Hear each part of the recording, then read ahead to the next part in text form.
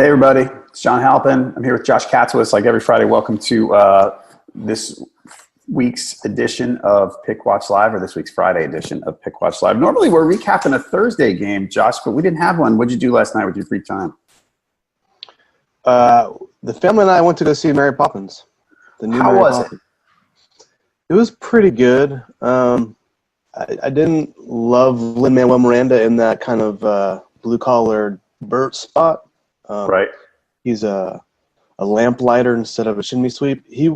I like Lin-Manuel Miranda, but I just didn't, trying to play that role after Dick Van Dyke did it. Yeah. Didn't quite do it for me. Big shoes to fill right there. What's that?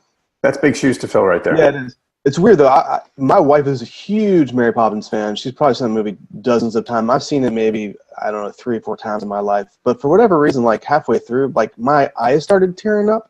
And I started, I don't know why. Because, the first movie doesn't have, this emotional appeal to me. Right. When I saw Creed the first time, and went all back to I started, tearing up in the movie theater. But that's understandable. I loved the Rocky movies growing up.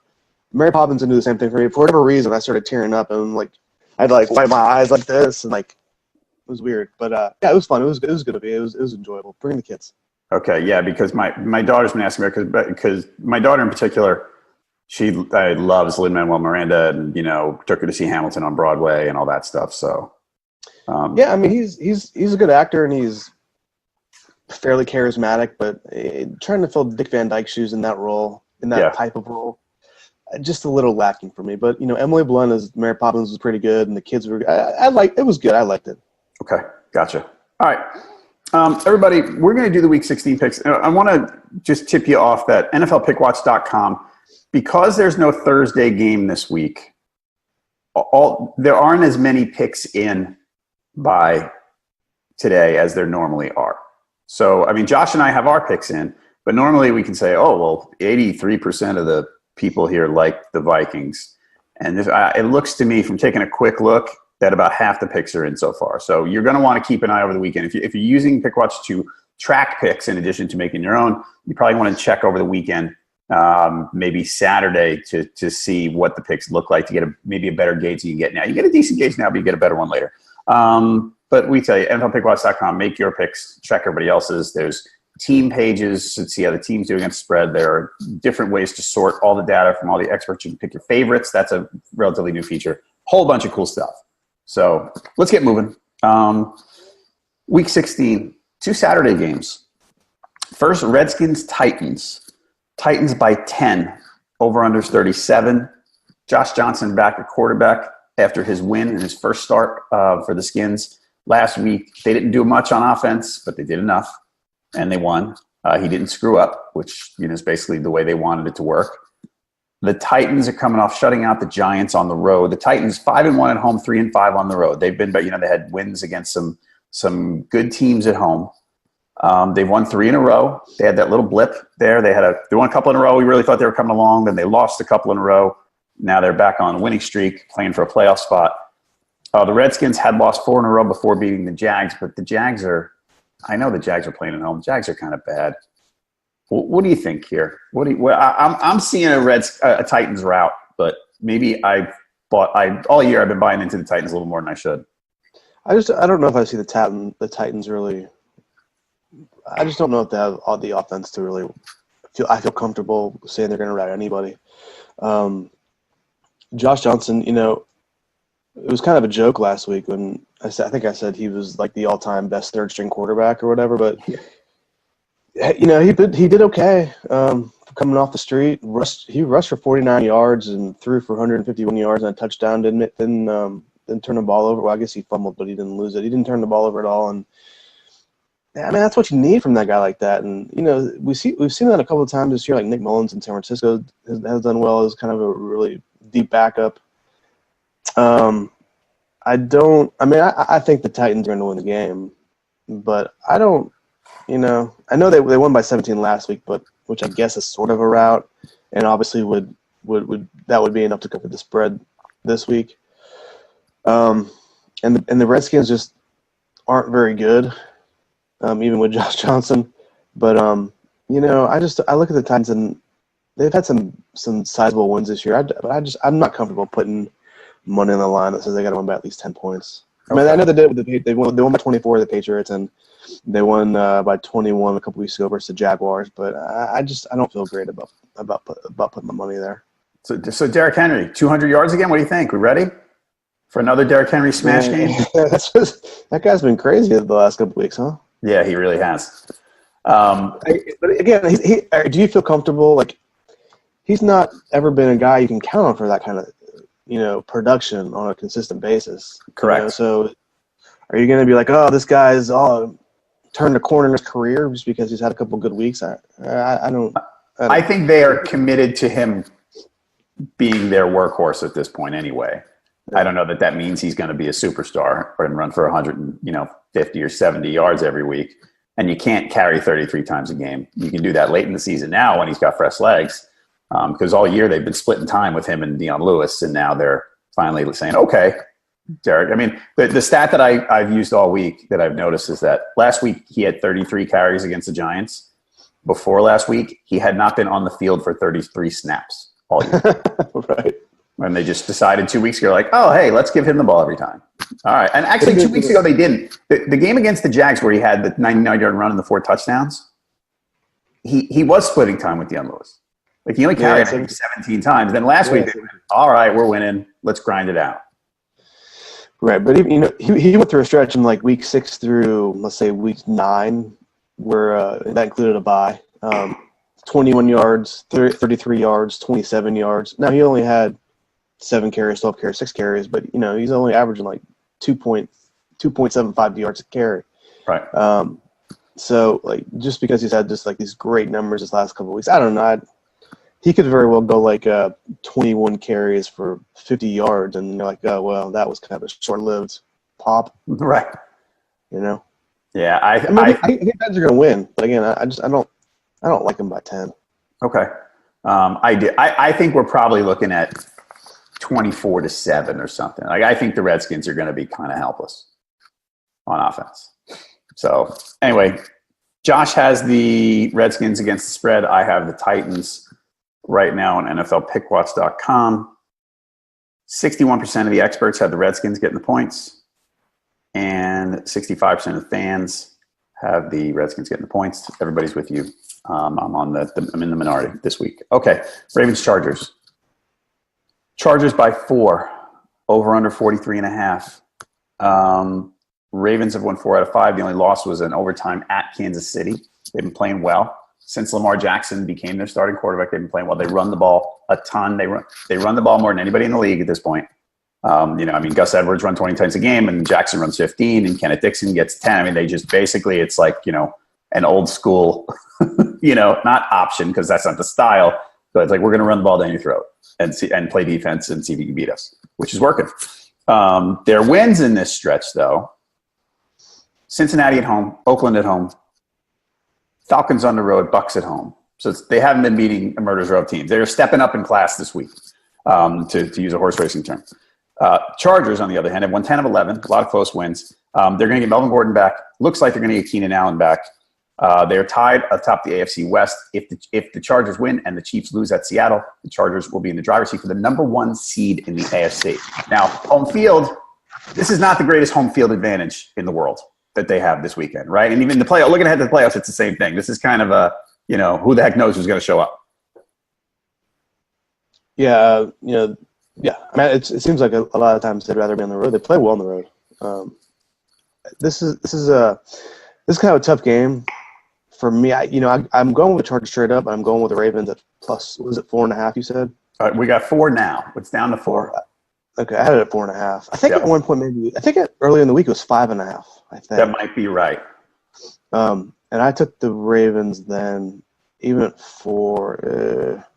I'll probably keep it with the Ravens. I'm not quite as comfortable. I'd rather have it at 5.5 like it was originally. But that's why the line moved to where it is now. We're kind of still waiting for what happens when the Ravens fall behind by 14, 17, 20 points, and what happens then with Lamar Jackson. We haven't really seen that yet. The Chargers defense is pretty good. They're the top 10 defense. They're 8th in the league against the run in yards, or 8th in the league in yards allowed in the running game.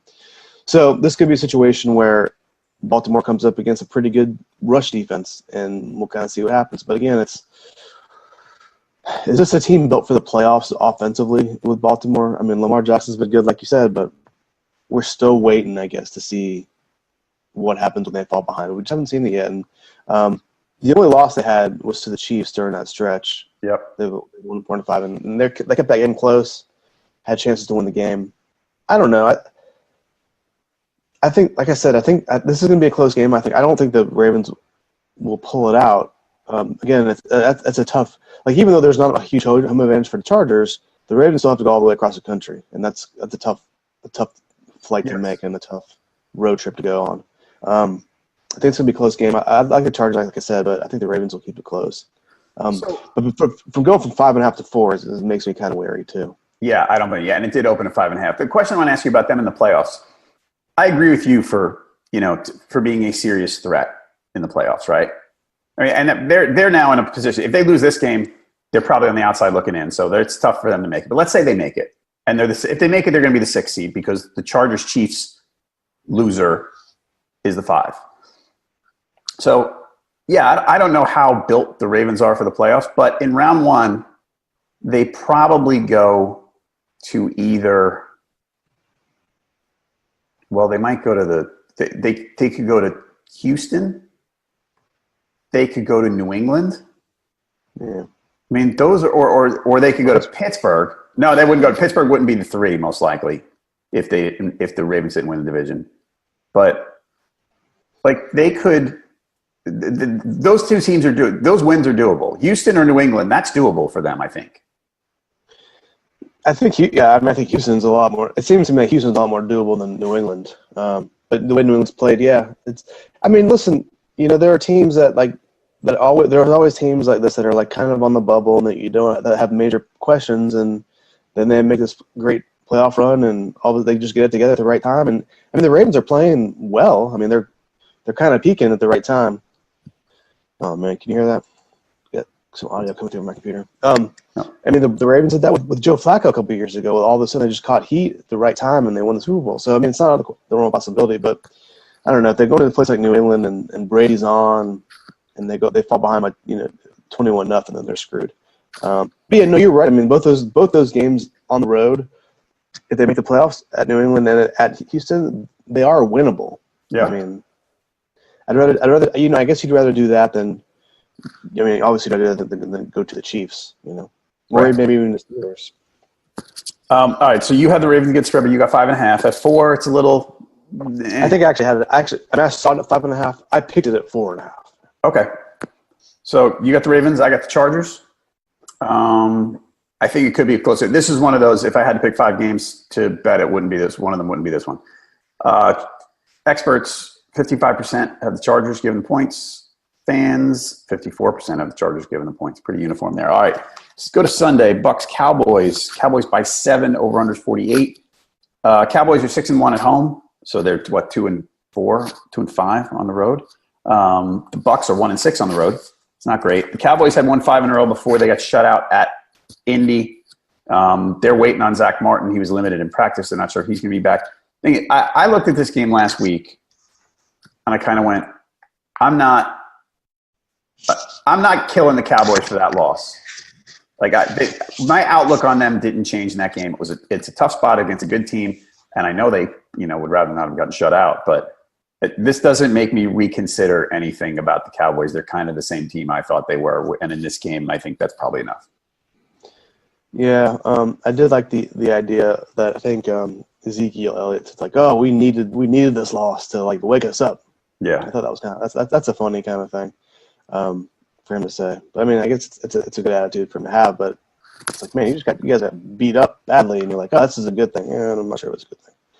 Especially because now that the Eagles are kind of still lurking behind you there, and strange things can happen. You can end up losing the division, like none of us thought would happen a couple weeks ago. I still, with Tampa Bay, I still feel like this is a team that can score points. And I don't know. I guess I'm still not sold on the Cowboys as a world beater. I don't think. I'm not sure anybody really thinks that this is a really, really great team.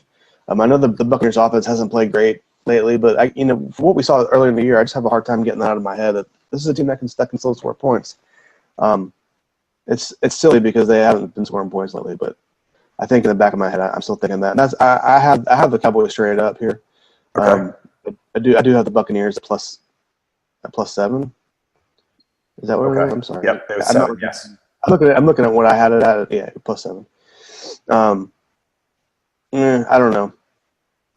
I just don't think this is a tough game for me because the plus 7 is right on the borderline for me. Right. But and the Cowboys are really good at home, but and the Buccaneers suck on the road. So it does seem pretty obvious the Cowboys are going to win big here, but I don't see it.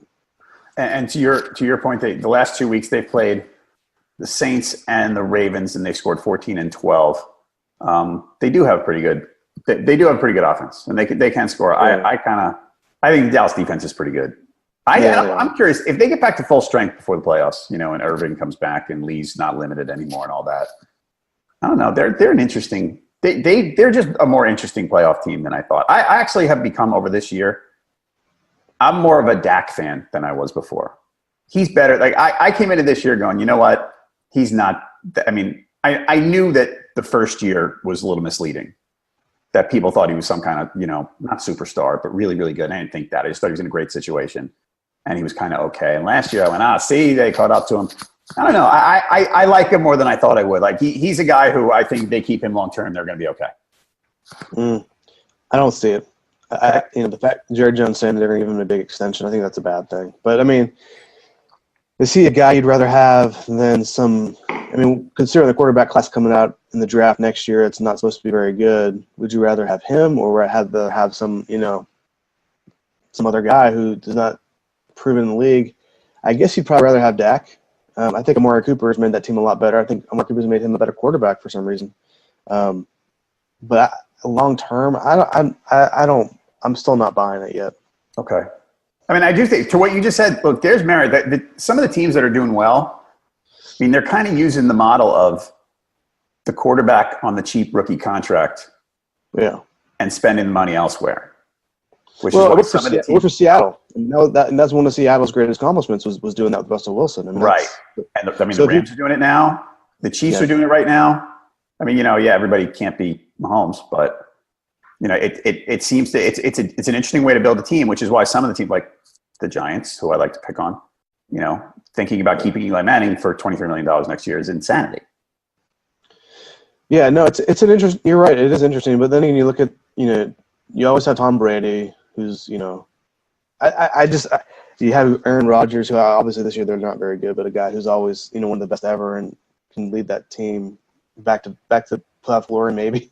But I don't know. I guess you guys look at a team like the Falcons with Matt Ryan and they're paying him so much money, and you're like, well, what'd you get out of that? I mean, Matt Ryan's really good, I think, but the rest of the team suffers because you pay him so much money. Yeah, I don't know. It's a lot of money. We'll see what happens with the Buccaneers. I mean, when they got to pay Winston, and we'll see if they want to pay him or they want to go the cheaper route. Right. Yeah, I mean, you're right. It's an interesting trend, and it has. I mean, like I said, it worked for Seattle. I just don't think, as far as the Cowboys are concerned, I don't think they have enough offensive weapons around him to make it work. I mean, obviously, Amari Cooper's been great, but I feel like at some point the league will catch up to that, and you'll need something else. But I don't know. Okay. All right. You got the Bucs against the spread. I've got the Cowboys against the spread right now. NFLPickwatch.com. We've got 65% of the experts taking the Cowboys, giving the points. 63% of the fans, the Cowboys give. Well, that's a uniformity. There's no disagreement between the experts and the fans yet. Okay, Bills-Pats. This opened at Pats by 10.5. It is now Pats by 13.5. Over under 45.5. The Pats have been a different team at home. They're 6-0 at home, 3-5 on the road. I've been saying all year they're a step below their usual dominant selves, I think. And last week helped show that a little bit more for me. I know that was a tough spot. Big news for the Pats. Josh Gordon says he's stepping away from football. There's reports that he might have failed another test and be subject to suspension. Whatever it is, get well soon, Josh Gordon. But football-wise, that we have to look at now, they're going to be without Josh Gordon, which takes away a deep threat. The Bills, I don't know who's going to play running back for them this week. I think LaShawn McCoy might play because they got like 3 guys hurt last week. But it sounds like McCoy's been limited in practice. The Bills have been a little better at home, but Josh Allen's been fun. Like I keep saying, he's real-life quarterback. He's interesting and he can run. I don't know that I want him throwing the ball to anybody with any degree of accuracy. But I don't know. I've been a Bills supporter in some spots this year, especially at home. And I'm not as high on the Pats as some people because, like I said, I think they're a step off. But I think they take care of business this week against the Bills. You know, I think, like you said, the Pats are a step off. I think the Bills are a little better than we thought. I mean, the Bills have won 3 of their last 5 games, which is pretty crazy. They have some pretty big road wins too. They beat the Vikings on the road. They destroyed the Jets on the road. Now, obviously, those teams are not the caliber of the Patriots, but this is a team that doesn't need to be at home to win. Right. I guess is my point. So you combine those two things. I don't know. I like the Bills against the spread here. I like them at 13.5. Obviously, the Patriots are I like straight up, but there's something wrong with the Patriots. I mean, they're just not. I mean, they'll probably get that. I mean, they could get home field advantage in the playoffs, and you know they could make a run. But I mean, Brady looks kind of old. Hasn't been playing great. I mean, there are stretches during the last 5 years where he would play badly, like, oh man, that guy's getting old. And then he would kind of turn around, and maybe he will this year too. But the dude's 41 years old, and you got at some point he's just not going to be a great player anymore. And you kind of wonder if he's at that spot right now. You know, Gronkowski is not the same guy he was. I mean, they're just talk about he's going to retire for this year possibly just because he's so beat up. You know, Patriots have lost 2 straight. Josh Gordon, I mean. Josh Gordon gave him a lot of options. He was, I mean, for all of his off-field problems, the dude was a really, really good receiver when he was on the field. Yep. So, you know, they've lost a lot. I mean, I don't know. I just, like I said, I think the Patriots are going to win, but it'd be closer than we think. I mean, Bills sometimes play Patriots closer than we all think. And the Bills are just a little bit better than we think. And I don't know. I think 13.5 is – I can see why you go the Patriots because the Patriots could come out and beat them 42-10. But I'm not sure that's going to happen. All right. I think it is, but I'm kind of with you. I'm not completely confident in this pick. This is not. I mean, this is one of those where you got to pick someone. I don't love this game, and I'd rather avoid it if I could. Right now on NFLPickwatch.com, the spread that I'm seeing is 12.5 on Pickwatch.com, but I'm seeing 13.5 other places. I wonder if I think Sean and the team will update this later. 61% of the experts have the Pats given the points, and 51% of the fans have the Pats given the points. So the fans like the Bills a little more. Next up, Falcons-Panthers. Okay, so the big news here, Cam Newton shut down. Taylor Heineke is in playing quarterback.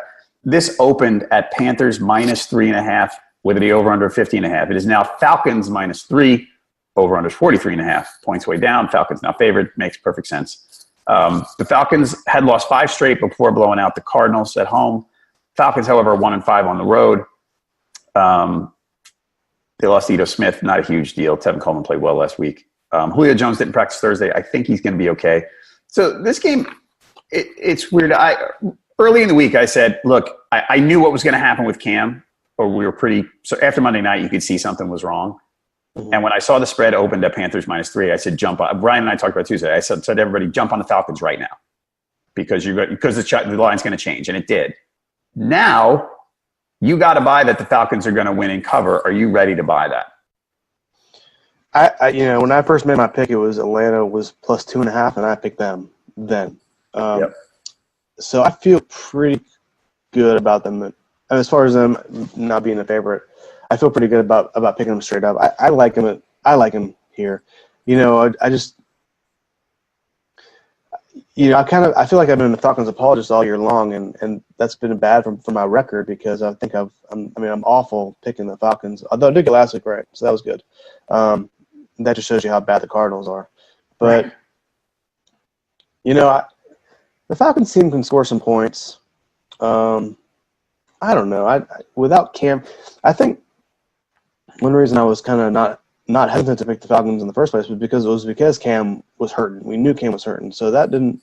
Now that he's officially out, I'm not sure how much that factors into my thinking anyway. Because I didn't think I think he was going to be hurt anyway and be relatively ineffective. What do you know about Taylor Heineke? I don't know anything about him. He was the interesting thing with him is that they brought him in because he was with Norv Turner in Minnesota as a third stringer. So he knows the system. So I think that was the appeal. He can run a little bit. I mean, he's not a huge guy, and his arm strength is, it's kind of okay. But he can run a little bit. I actually saw the stat the other day. I was looking at his college stats because I hadn't really looked at him before. In his sophomore year, he went to Old Dominion. In his sophomore year, he ran for 470 yards and 11 touchdowns. And he was playing in a spread and whatever. I mean, he's athletic. And I wonder if he'll make some plays with his feet. The thing about the Panthers here, I know part of me, because I'm a little bit of a homer about the Panthers. I'm trying to talk myself into this one and see how he can play well. And I think is because of Cam's issues, they've gotten worse lately. But for most of the year, it's been kind of a short to intermediate passing game anyway. Mm-hmm. I mean, Heineke's arm strength to fire the ball downfield. Look, Monday night, the Saints basically said, we don't think you can throw the ball 20 yards and we're going to squat on short routes and dare him to go over. And he couldn't. I don't know that it's that extreme with this guy this week because he's healthy, but I think there's still going to be a short to intermediate passing game, so his arm strength's not going to be that big of a factor. I don't know. I mean, you hear good things about, he's smart and all that stuff, and I don't know how much that's. I mean, probably most quarterbacks are, but he's mobile, and I wonder how that might factor in. But you're going to see a lot of Christian McCaffrey, a lot. Right. Do you know, without looking, do you know who his backup is now? Kyle Allen. There you go. Yeah. Because you live in Carolina, I guess you probably know that anyway. I wonder how many people would know that Kyle Allen is going to be Taylor Heineke's backup. He was at Texas A&M, right, and left? Isn't that his story? He was at Texas A&M. I don't know. I think he left the team, and then he was trying out for people as a free agent or something. But he was one of those guys who was a top recruit when he was in high school, and things in college didn't pan out. I don't have all the details, so that's all you're getting out of me on that one. So I don't know.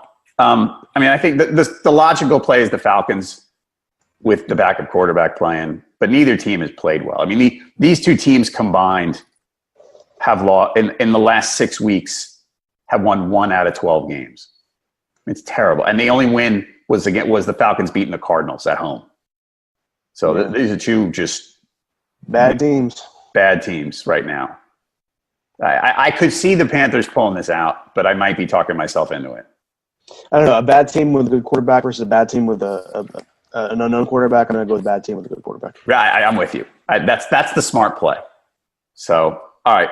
Right now, NFLPickwatch.com, we have 77% of the experts like the Falcons, and 63% of the fans like the Falcons. But on NFLPickwatch.com, we still got this at Carolina minus 2.5. So I think that's going to change. If you haven't made your picks yet, you're going to get a different spread pretty soon. Okay. It could be at some point like Falcons -5, Falcons -6. So yeah. It'd be good to get it now. Jags Dolphins. Dolphins by 4. I think it opened at 5. Let me make sure of that one, of what it opened at.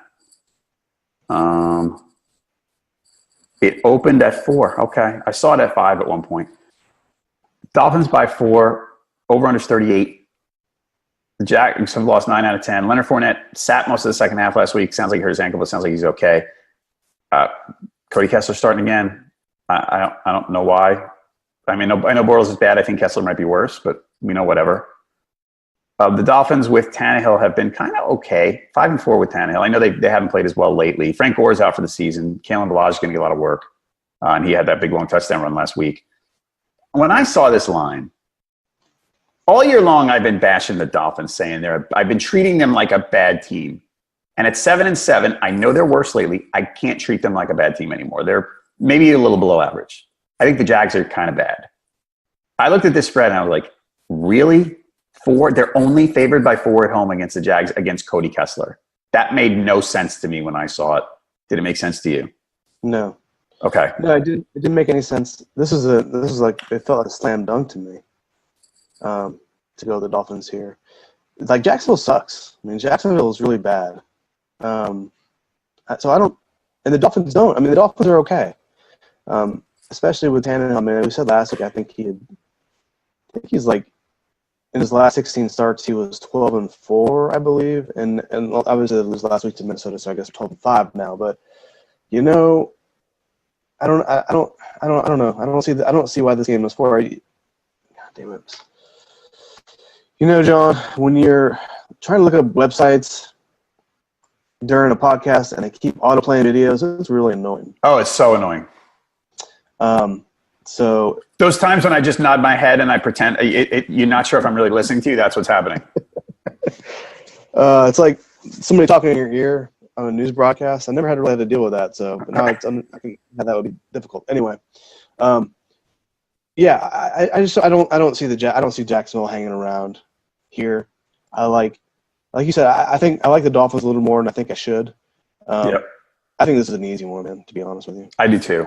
And I think it's for all the Adam Gase bashers. Hey, maybe I'm not criticizing you. You might be right that he's not good. If you're a Dolphins fan, I don't watch him as closely as you do, but they might wind up 8-8. I don't know if you can ditch a guy after 8-8, but I guess we'll see. All right, so right now on NFLPickwatch.com, 77% of the experts have the Dolphins giving the points. 70% of the fans have the Dolphins giving the points. Giants-Colts. Colts favored by 9, over-under 47. Colts have won 7 out of 8. The only loss was that one at Jacksonville a couple weeks ago.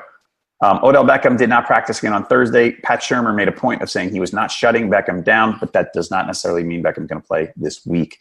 Last week, so 2 weeks without Beckham, they had a huge win at Washington where they scored 40, and then they got home last week and they got shut out by the Titans. So, by the way, we were talking about playoff berths here. If the Ravens lose, there is a pretty decent chance that we could get that the Sunday night game, because the Sunday night game in week 17 is always the one with the biggest playoff implications. We could get Colts Titans for the 6th seed next Sunday night because they both look like they're going to win this week. And if the Ravens lose, then the Ravens are on the outside looking in. Yeah, that'd be fun. I like the Colts, man. I think the Colts have done some good things this year. Maybe against some odds that people didn't, thought that they would not be very good. Andrew Luck, I just like watching him play. I mean, even having a bad game, he's just fun to watch, and he's fun to listen to afterward in the press conference. He's, if you watch him in the press conferences afterward, he's just a guy who's like, it's kind of this oafy dude who's like just kind of funny and just loves to be there, and like he's got this. Even when they lose, he's just fun to watch. Right. I don't know. Do you watch do you follow the someone has a Twitter account? It's like Major General Andrew Luck. Mm-hmm. That's one of my favorites, man. I'd love it. With the Civil War outfit and my dearest Gertrude. Right, writing letters back home from the Civil War. Giants from New York are upon us. It's really funny. It's great. It's one of my favorites, man. It's such a good account. It was so sad, like when he was injured last year. Like all of those tweets were basically, "Dear mother, my sidearm is still, I'm still looking for my sidearm or whatever it was. It was always trying to find his sidearm and trying to get back to action. But no, it's a great Twitter account. I like. The Giants have played well lately, with the exception of last week. So I feel like this will be a little bit closer than 9. I like the Colts to win, but I think the Giants are going to keep it a little closer than that. All right, I'm reserved right now. I have the Colts. I think without Beckham, I could change my mind. Let's put it that way. If Beckham plays, I could swing back to the Giants, but without him, I think I'm going Colts. And hopefully the Giants use Saquon more than last week, because last week, I know they were losing, but if Beckham's out, I mean, Saquon's got to just get force-fed, and that's not what they did. So, all right. When did they been in the running game last week? Was it? I think it was most of the second half they banned. I mean, I think they have 14 runs and 45 passes or something, which when you have a 38-year-old quarterback that's declining is not a great place to be, No, even if you're losing. You probably have more chances for big chunks giving the ball to Barkley than you do Eli throwing it, especially without Beckham in. Even if you're down like 14-0 or whatever. Yeah. They weren't down 34-0, so yeah, I agree with you. We've got NFLPickwatch.com, 54% of the experts like the Colts giving the points. 56% of the fans like the Colts giving the points. Everybody agrees on everything. Kumbaya. Texans, Eagles. This is at Philly. Eagles favored by 1.5, over under 46. Nick Foles played well last week in place of Carson Wentz. He's going to start again. The Eagles are in the mix. The Eagles are 7-7. They saved their season. It looked like they were, basically on a death march going to play the Rams on the road. And I know it was 30-23. They crushed the Rams. They just beat them up. The Rams got it back and they cut it to one score and they actually had the ball at the end with a chance to tie. I don't care. The Eagles in the trenches they knocked them around, and they played pretty well. Texans, Lamar Miller, limited in practice. We're not sure what he's going to be this week. That's probably not good for them because Alfred Blue is just such a plotter, and there's nothing really that good about him. So the status for these teams, Houston's still leading the AFC South. The Eagles, they need to win out and have either the Cowboys have to lose 2 or the Vikings have to lose 1. So those are the paths to the playoffs for the Eagles. This is a huge game for the Eagles. It's a fun little deal last week when they're asking Nick Foles about, hey, this kind of seems similar to last year. Quarterback comes in, when he's needed the most, and he leads them to victory. And I don't know if you look at the Ringer, but they had a headline this week that said, "Are we back in that weird timeline where Nick Foles is good?" It's funny, like this is Nick Foles' time to shine. It's really pretty crazy, right? And Foles said, "Well, I'm not trying to think about it. I'm just trying to stay in the moment with this," which is, I guess, the right thing to say. I don't know. I don't see it happening for the Eagles. I don't see them making the playoffs. I think the Texans are going to win outright this week. Okay. I've come to, coming off that long winning streak where they were, we kind of talked about how it was just, I've heard other people say it was like the worst 9-game winning streak in history or whatever it is. Which is pretty funny. You're going to have the Texans fans bashing you again on the YouTube. I don't want that. No, I don't want that. I'm going with the Texans this week, man. I think Houston's going to win. I like Houston at this point. I think, they're going to I think they could make some noise in the playoffs. Right. With that defense and with I don't know. I've kind of come around them a little bit. I see with the Eagles, obviously the Eagles played well last week. There's just so much time we've seen of them this year that they just haven't been good. Right. I just had a hard time wrapping my head around that the fact that they may be competing for a division title. I just don't see it. Okay. You gotta go. It's a tough game. It's in Philly, so it'll be tougher. But I like Houston here. Straight up and against the spread. I like the Eagles. I think the Eagles are going to step up in the must-win spot and get it done. Though I was impressed with the way they played last week. Make the playoffs, or you think? I don't know. It depends on the Vikings, right? I mean, the Eagles, it's out of their hands. And the Eagles play the Redskins in week 17, so that's probably a win. Yeah. The Cowboys probably going to beat the Bucs, so that's going to eliminate that path. So now it's all about the Vikings. And the Vikings they're home they're at Detroit this week, and they're home for the Bears next week. So part of this is going to depend on what the Bears situation is. Like, there's a chance that the Bears could be locked in at number 3. If they happen to lose at San Francisco, then I think they're going to be locked in, so you can see them resting people. So I don't know. Like, it's a to be determined on the Eagles. The thing is, it's not in their hands. They could win 2, and it might not matter. Anyway, we've got NFLPickwatch.com. 55% of the experts like the Eagles getting the points. Given or getting? Hold on. They're favored by 2.5 at this point on what we have on Pickwatch. 59% of the fans like the Eagles given the points. Okay, next up. Vikings-Lions, speaking of them. Vikings by 6 at Detroit, over under 42.5. The Vikings, haven't been good on the road, 2-4-1. Like I said, if they win out in those 2 games, which is, again, at Detroit and home for the Bears, they're in the playoffs. So last week, they came out after they fired their offense coordinator, and they ran, which is what Zimmer wanted to do, and they crushed the Dolphins at home. I don't trust these guys one bit. Early in the year, I was a big fan, and I kept thinking, they're going to be an elite team with this and that. I know they played well last week. I don't trust them. Well, I trust them against the Lions. Okay.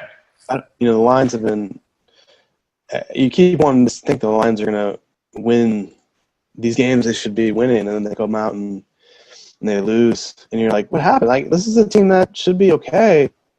But then they come out and, they lose to the Bills, or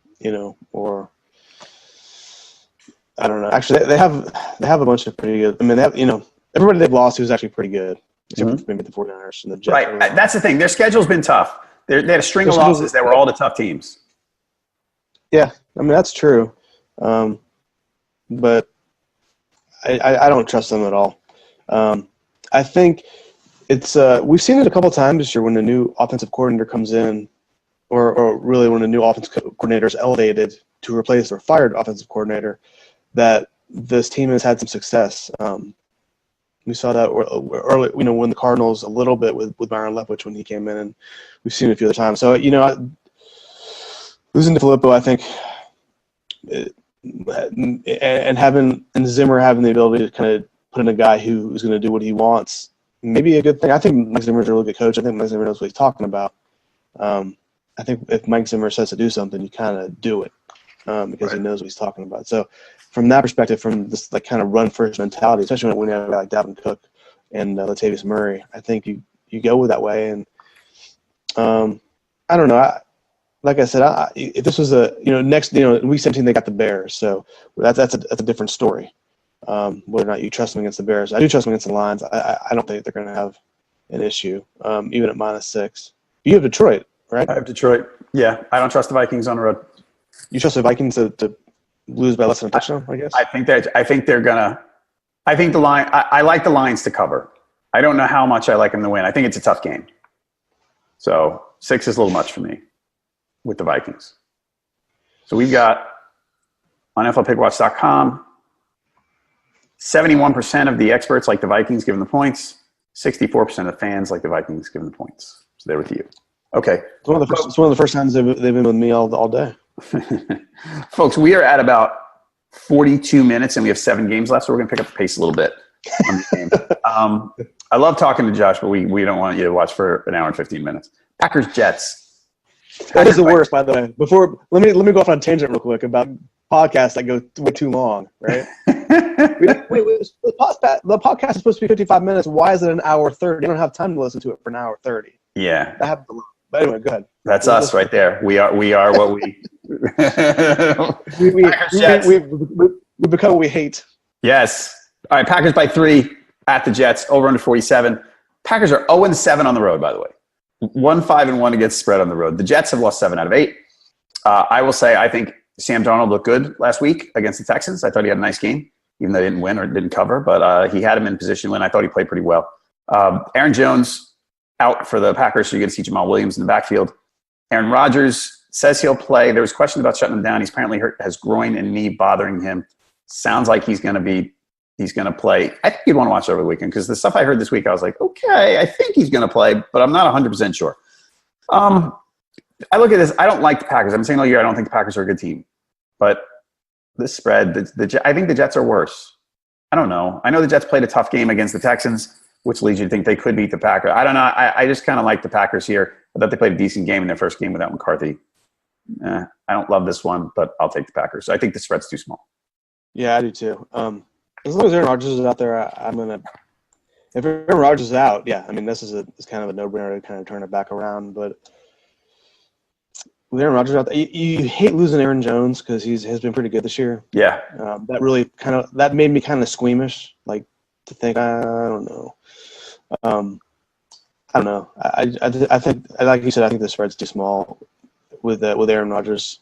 Even if he's not healthy, I mean, he hasn't been healthy for a lot of the year, and he still played pretty. Especially early in the year, he still played pretty well. I can't believe that the Packers are 0-7 in a row. It's crazy. Yeah. They'll get the win here. I think this is. I feel okay picking this game at Packers at -3. Yeah, I'm actually having second thought. Looking at this right now, I'm having second thoughts. I'm going to stick with the Packers for now. Why? Why? I mean, they're 0-7 on the road. They're a team. What I've been saying all year. What are they? They're 5-8-1 right now. Right? Yeah. Mm-hmm. 5-8-1, and They had a miracle comeback against the Bears with Rodgers on one leg. And they had a big late comeback against the Niners that could have gone either way. I mean, they could be 3-10-1 pretty easily. Yeah. So, I don't know. I might switch this one Sunday morning. That's where I am. I guess people can tune in at 11:45 a.m. to find out, right? That's right. All right, so right now we both have the Packers. Like I said, I might switch. Fair warning. Right now we have 52% of the experts like the Jets, and we've got it at Pick'em on NFLPickwatch.com right now. Let me see what we have. Vegas Insiders, where I know where Sean gets things. It's at 3. So, all right, so 52% of the experts have the Jets. 71% of fans have the Packers. That's the first major disagreement between the fans and the experts. Bengals, Browns. Browns by, it started at 7 points. Browns by 8.5. Over-unders 44.5. The Browns are 4-1 against the spread and straight up in their last 5. The Bengals had lost 5 straight before beating the Raiders at home. Yippee. Big deal. They beat the Raiders. Jeff Driscoll's not playing that well. Mixon's getting the ball. Mixon's getting all he can handle because they have nothing left. I mean, Tyler Boyd's probably out this week. AJ Green's already out. Tyler Eifert's already out. So John Ross is their best receiver. We could, at 4 p.m. on Sunday, the Cleveland Browns could be a 500 football team. That's awesome. I picked the Bengals against the spread at -7 or +7 for them. So I love them at +8.5. Who did I pick straight up? Why do you like them? They're bad. I don't know. Yeah, they are.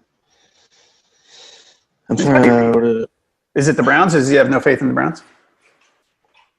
I think it's God. I had Cincinnati straight up too. Cool. Why did I do that? I think I've seen enough games in this Ohio rivalry that I know strange things happen. The Browns have beaten the Bengals a few times when they're not supposed to.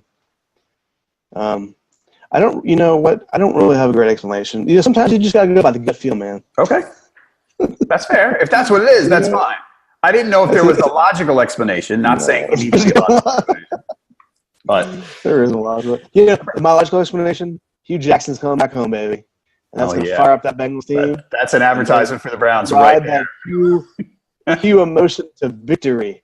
And when Baker Mayfield's gonna come over and try and shake Hugh Jackson's hand this time, Hugh Jackson's going to get one of those, shake and then fake out to wipe your hair away. That's what's going to be like. Bet the house on the Browns now, if you think that's what's going to happen. Just all of it.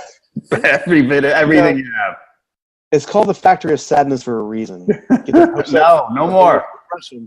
Baker Mayfield. It's not LeBron James is taking Cleveland out of the Factory of Sadness. Baker Mayfield is. Hugh Jackson's going to rip that team's heart out for the 14,000th time. This time he's just on the other side this time. I think he ripped their heart out in training camp. I don't know about now. No, for sure. All right. So Josh has the Bengals with points. I have the Browns.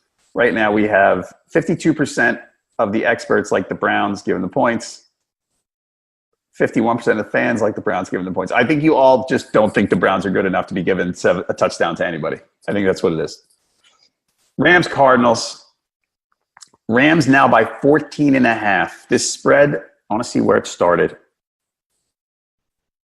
Oh, it started at 15.5. I know it went down to 13.5 at one point, or 14. Now it's 14.5. Over-unders at 44.5. These teams played in week 2 at LA. The Rams won 34-0. The Rams are 1-5-1 against spread in their last 7. They're not covering. They're not dominating. They've kind of slowed down just a little. And I don't know if it's slump or what. They played some good teams in that stretch. So, but they're not playing as great as they were early. Cardinals are terrible. Worst point differential in the league. 1-4 against spread in their last 5. Todd Gurley, by the way, knee inflammation, says he's going to play. But it's bothering him a little bit. So if they're winning by a lot at halftime, maybe he comes out. I don't know that matters here. I think this is too many points to give the way the Rams are playing. And I completely understand that that makes me give some credit to a team that's been horrendously awful. Yeah. The Rams, even when the Rams were playing well, they weren't blowing teams out. They were winning games by 5 or 7 or. So even when they were playing well, they weren't blowing teams out. So the fact that they haven't, it doesn't really bother me. I don't have a problem going with the Rams this week. I think it has more to do with the Cardinals. The Cardinals are just so bad that if this spread, I think was, I don't know. I think even the spread was like 16 or 17. I'd still go with the Rams here, just because I just think the Cardinals are that bad. Okay. I think you might be right, but I'm taking the Cardinals anyway because I think 2 touchdowns at home is more than I want to give to just about anybody. Right now we've got NFLPickwatch.com. 61% of the experts like the Rams giving the points. 60% of the fans like the Rams giving the points, so they agree with you. Bears-Niners. Bears by 4, over-under 43. Niners are 4-3 at home, 0-7 on the road, so stronger at home. Bears, on the other hand, 7-1 at home, 3-3 on the road. I don't know. Take that however you want. The Bears won 7 out of 8. The only loss was the overtime loss to the Giants, which was the game Chase Daniel played, the second start for Chase Daniel. The Niners, the last 2 weeks, I think both at home, they've beaten Denver and Seattle. So Kyle Shanahan's a good coach. Yeah, like that's a team. I mean, what people love his play calling. People who watch film love his play calling. The kicker for me here, the thing with him that makes me so impressed as an offensive coach, he is making Nick Mullins. Nick Mullins was like an undrafted free agent or a 7th round. I think he was an undrafted free agent out of Southern Miss, and he threw a bunch of picks in training camp. He was a 3rd-string quarterback, and he's right now looking like a competent NFL quarterback. And that is a complete testament to Kyle Shanahan. Yeah, I mean, he's a 3rd-string guy coming in. I mean, after Garoppolo and C.J. Beathard, and he didn't miss a beat. His pass rate in the last couple, he's in 6 starts, he's gone over 102 passer rating in 3 of those starts. He's a guy who, for the most part, has taken care of the ball. Well, he does have six picks, but he's throwing a lot of touchdowns. Yeah, I mean, he's not going. I don't think he's ever going to be a great quarterback, but Shanahan's made him look pretty good. Yep. It's been pretty impressive, and what they've done the last 2 weeks, winning games where I certainly didn't think they'd win either of those games against Denver and certainly against Seattle. And once I saw the Seattle score, I was shocked that San Francisco pulled it out. Yep. What did I pick? I'm still going with the Bears this week with the -4. I just think the Bears defense is really, really good. And Trubisky's been serviceable. He's been fine. I think the Bears are going to be a really, really tough team to play in the playoffs. And even going on the road in San Francisco, which has not been an easy place to play this year for a lot of teams, I like the Bears here. I just think the Bears are too dominant. Even though their road record isn't great, I really like that defense. Okay. Here, I do too. And I think they're going to be tough out in the playoffs. I agree with what you're saying. Here's the Bears on the road. They lost that game at Green Bay early, week 1.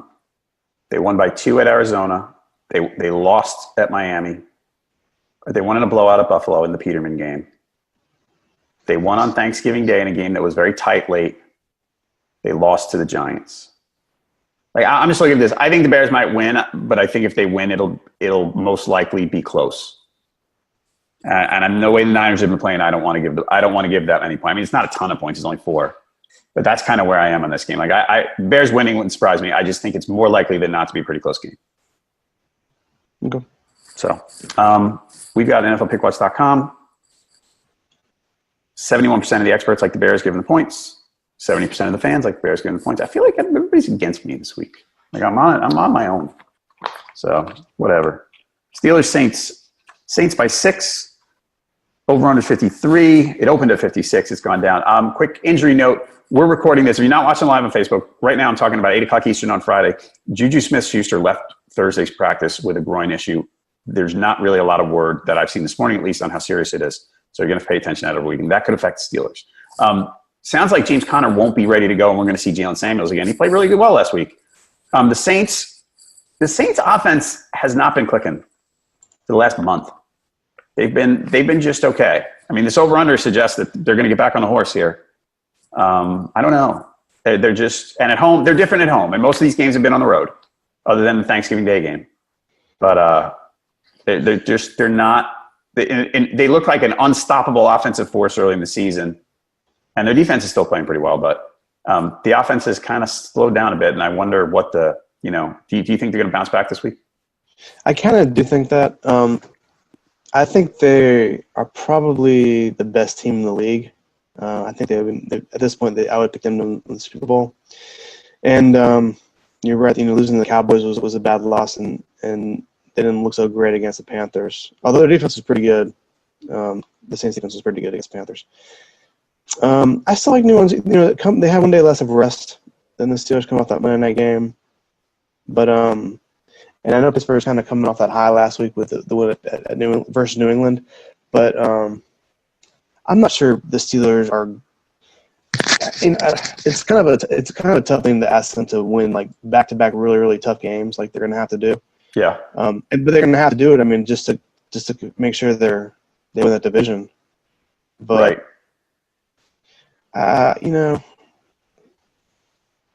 I don't know. New Orleans is still pretty good against. They're 10-4. They're 10-4 against the spread this year. New Orleans is, and I don't know. I like New Orleans straight up. I guess I think it's going to be a close game because I'm going with the Steelers against the spread. I agree with you. I'm the same way. I could see this as kind of a toss-up, and I don't want to give that many points. We've got on NFL Pickwatch. I think the Saints are going to win. I'm pretty confident that the Saints are going to win. I just don't know. I don't like them winning by 6. I guess. I mean, okay. I think that's fair. Feels a weird spin. NFLPickwatch.com, 74% like the Saints, given the points. That's the experts. 57% of the fans like the Saints, given the points. So you and I are against the grain a bit on this one. Next, Sunday night, Chiefs Seahawks at Seattle. Chiefs favored by 2.5. Over-under is 54.5. Chiefs 1-4-1 against spread in their last 5. Overall on the road, though, they're 5-1-1 against spread on the road. The Seahawks had won 4 straight before losing at San Francisco last week that we just talked about. But at home, they've been 4-1-1 against the spread. By the way, a little note, over-under, 5 of the last 6 for both teams have gone over. Spencer Ware might be back this week for the Chiefs. They did just fine with Damian Williams last week offensively, even though they lost. This is a tough game. It's a fun game. Yeah. I'm leaning Chiefs, but, I think it's just close. I think it's a close game. The Chiefs are a little better. Even on the road here, but this is another one. If I was picking 5 games, this would not be one of them. Yeah, no, I agree. This is a tough game, I think. I'm still interested in seeing kind of how the Chiefs respond in their running game without Kareem Hunt. They haven't been quite as good. I mean, quite frankly, they're not as good right now without him in the lineup. And obviously, I'm not, he's not coming back, nor should he come back. So that's just something they're going to have to deal with. But I guess they played Baltimore is a really, really good defense. They ended up winning that game 2 weeks ago. The Chargers are a good defense as well, and they ended up losing that game by a point. But here they've been extra a couple of days to because they played the game on Thursday last week. They had a couple extra days against this kind of prepare for the Seahawks and trying to figure it out. I think what is it 2.5? Yep.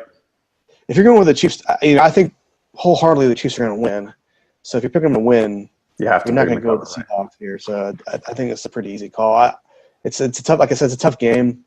But when you think of it in terms like, well, they're going to win probably, and it's not like the Seahawks are going to. You can't bet them to lose by 1 or 2. So this is a pretty easy call, I think. Okay. The one stat I wanted to check on the Chiefs, real quick, their run defense.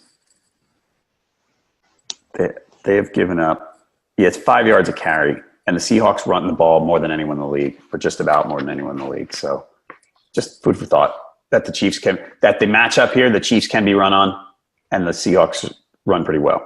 So their run defense is still a little better than their pass defense. Fair enough. Yeah, their defense is not good. Statistically, anyway. We're going with the Chiefs right now. 61% of the experts like the Seahawks, given the points. 54% of the fans like the Seahawks, given the points. All right, last game Monday night. Broncos Raiders. Broncos favored by 3. Over under 43. Broncos are 6-3 against the spread in their last 9. They fell out of the playoff race with 2 losses recently. That loss to Cleveland was a tough one. They lost to the Niners, I think, the week before. The Raiders are 3-7 against the spread in their last 10. The Raiders' home schedule has been – look, all the games haven't been close. It's not like I'm saying, they're losing all these tough games to good teams. their home schedule has been brutal. Yeah. Listen to this. I'm gonna go through it real quick. Pull it up. The Raiders' home schedule has been all right. They lost to the Rams. They got blown out week 1. They beat the Browns in that controversial play with the fumble. They lost to Seattle by a lot. They lost to the Colts by a couple of touchdowns. They lost to the Chargers by 2 touchdowns. They lost to the Chiefs by a touchdown. They lost to the Steelers by a field goal. They beat the Steelers by a field goal. Yeah. I mean, the record's not good, but I mean, they played. The Broncos are arguably the worst team they've played at home. Yeah, that's right. The way I look at it is these are teams, they're not going in opposite directions, but the Broncos are going downhill and the Raiders are kind of puttering along. Yeah. I was thinking about it, like, who would you rather have as a coach this week? Would you rather have Vance Joseph or would you rather have John Gruden? And I don't have John Gruden, to be honest with you. I don't know. That's hard. I mean, I think John Gruden. Yeah. Because I think people I know who watch the Broncos closely seem to think Vance Joseph is an especially bad coach. Yeah. I don't think I've watched them enough to have a judgment on that. That's what they say. And Gruden, I think, we've talked about this. I think Gruden's certainly a better coach than he is a GM from what we can tell so far. So I feel pretty confident saying that I have John Gruden on my sideline than Vance Joseph. I like the Raiders straight up here. I like a little bit of an upset. I just think like I said, the Broncos are just kind of tail spinning, and there's no reason why I think they're going to win this game. The Raiders are just the Raiders are okay at home, and I think they're gonna get a big win here. I think. Yeah, I kind of like the Raiders here. Like, this is one of those. If I had to pick 5, I might pick the Raiders here, just because I think the Broncos going on the road. This is not a great spot for them. All right, NFLPickwatch.com. 55% of the experts have the Broncos giving the points. 51% of the fans, the Broncos giving the points. That's basically a toss-up. All right, so right now, among the fans, the most popular picks are 71% Packers, 70% Bears, and Dolphins. If you want to go against the grain, maybe the Jets, maybe the Niners. I don't know about the Jags. I don't think either one of us would counsel that as an against the grain pick. The other one, the experts, 77% Falcons right now, but that's at plus 2.5. So I don't know if we're going to get there. 71% Bears, 71% Vikings. If you agree with me and you want to take the Lions, actually, that might not be a bad against the grain pick, but not the Falcons, maybe the Niners. I don't know. Other ones that are popular, let's see. The Cowboys are pretty popular, 66%. So that's it. Josh, what else you got going on? Just I got a lot of sunlight coming in. What's that? Look at that. Look at the sunlight coming in now. Wow, it's still dark here. Yeah. It's the time of the year, John, when the kids are out of school, and for those of us who work from home, you have to figure out how to do. Yesterday, we had some cleaning people come in. We have some guests come in this weekend, so you're trying to like dodge them and the kids, and the wife has a couple of off. So you're like, where the hell am I going to work? There's a little bit more of that this week. Just trying to figure out where I'm going to work, man. Maybe I'll go to Starbucks just to avoid the noise. That's cool. You should do that. If you can do that, it's great. Yeah, my kids, it's a constant stream. I have an office, but there's a constant stream in and out of, hey, I mean, at least when I do stuff like this, it works out okay. My office is closed. On the headset. I lock it.